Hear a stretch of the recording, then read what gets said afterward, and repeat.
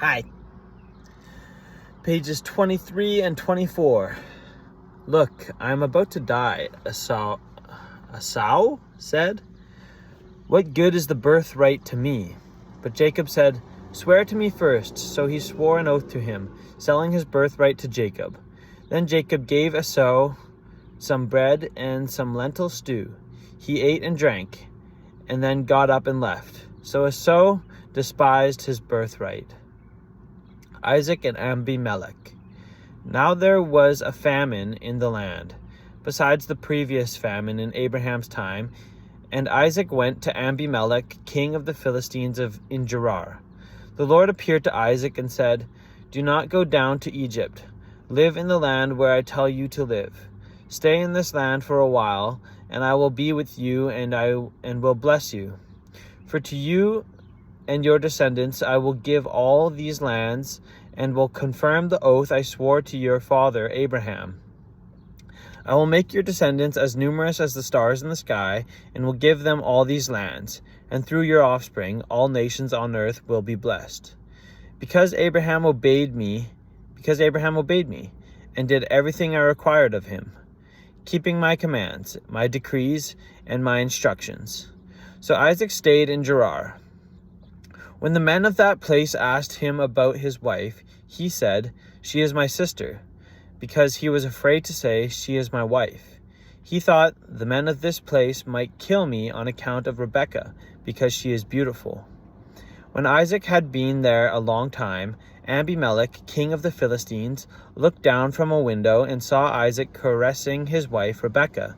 So Abimelech summoned Isaac and said, She is really your wife? Why did you say, She is my sister? Isaac answered him, Because I thought I might lose my life on account of her. Then Abimelech said, What is this you have done to us? One of the men might well have slept with your wife, and you would have brought guilt upon us. So Abimelech gave orders to all the people. Anyone who harms this man or his wife shall surely be put to death. Isaac planted crops in that land, and the same year reaped 100-fold, because the Lord blessed him. The man became rich, and his wealth continued to grow until he became very wealthy. He had so many flocks and herds and servants that the Philistines envied him. So all the wells that his father's servants had dug in the time of his father Abraham, the Philistines stopped up, filling them with earth. Then Abimelech said to Isaac, Move away from us. You have become too powerful for us. So Isaac moved away from there and encamped in the valley of Gerar, where he settled. Isaac reopened the wells that had been dug in the time of his father Abraham, which the Philistines had stopped up after Abraham died, and he gave them the same names his father had given them. Isaac's servants dug in the valley and discovered a well of fresh water there. But the herders of Gerar quarreled with those of Isaac and said, The water is ours. So he named the well Esek, because they disputed with him. Then they dug another well, but they quarreled over that one also. So he named it Sitnah. He moved on from there and dug another well, and no one quarreled over it. He named it Rehoboth, saying, Now the Lord has given us room, and we will flourish in the land. From there he went up to Beersheba. That night the Lord appeared to him and said, I am the God of your father Abraham. Do not be afraid, for I am with you. I will bless you and will increase the number of your descendants for the sake of my servant Abraham. Isaac built an altar there and called on the name of the Lord. There he pitched his tent, and there his servants dug a well. Meanwhile, Abimelech had come to him from Gerar with Ahuzzath, his personal advisor, and Phicol, the commander of his forces. Isaac asked them, Why have you come to me, since you were hostile to me and sent me away? They answered, We saw clearly that the Lord was with you, so we said, There ought to be a sworn agreement between us and you. Let us make a treaty with you that you will do us no harm. just as we did not harm you, but always treated you well and sent you away peacefully. And now you are blessed by the Lord." Isaac then made a feast for them, and they ate and drank. Early the next morning the men swore an oath to each other. Then Isaac sent them on their way, and they went away peacefully. That day Isaac's servants came and told him about the well they had dug. They said, "We found water." He called it Sheba, and to this day the name of the town has been Beersheba. Jacob takes Esau's blessing.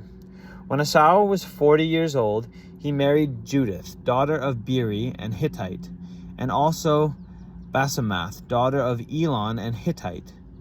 They were a source of grief to Isaac and Rebekah.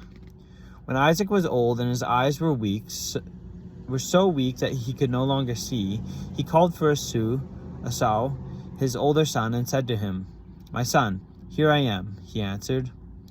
Isaac said, "I am now an old man and don't know the day of my death. Now then, get your equipment, your quiver and bow, and go to the open country to hunt some wild game for me. Prepare me the kind of tasty food I like and bring it to me to eat, so that I may give you my blessing before I die." Now Rebekah was listening as Isaac spoke to his son Esau. When Esau left for the open country to hunt game and bring it back, Rebekah said to her son Jacob, "Look, I overheard your father say to your brother Esau, 'Bring me some game and prepare me some tasty food to eat, so that I may give you my blessing in the presence of the Lord before I die.' Now, my son, listen carefully and do what I tell you. Go out to the flock and bring me 2 choice young goats, so I can prepare some tasty food for your father, just the way he likes it. Then take it to your father to eat, so that he may give you his blessing before he dies." Jacob said to Rebekah his mother, "But my brother Esau is a hairy man, while I have smooth skin. What if my father touches me? I would appear to be tricking him and would bring down a curse on myself rather than a blessing." His mother said to him, "My son, let the curse fall on me. Just do what I say. Go and get them for me."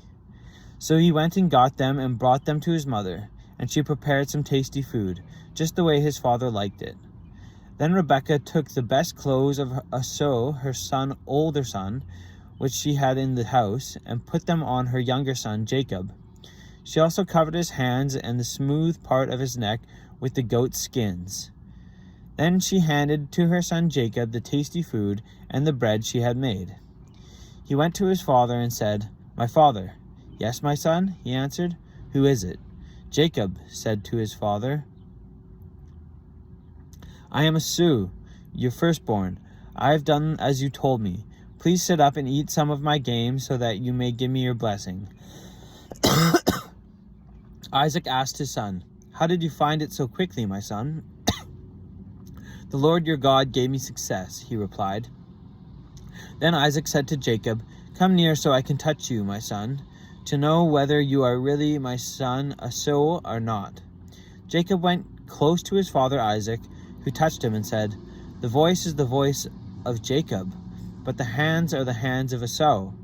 He did not recognize him, for his hands were hairy like those of his brother Esau. So he proceeded to bless him. "Are you really my son Esau?" he asked. "I am," he replied. Then he said, "My son, bring me some of your game to eat, so that I may give you my blessing." Jacob brought it to him, and he ate, and he brought some wine, and he drank. Then his father Isaac said to him, "Come here, my son, and kiss me." So he went to him and kissed him. When Isaac caught the smell of his clothes, he blessed him and said, "Ah, the smell of my son is like the smell of a field that the Lord has blessed. May God give you of heaven's dew and of earth's richness, an abundance of grain and new wine." Okay, that's pages 23 and 24.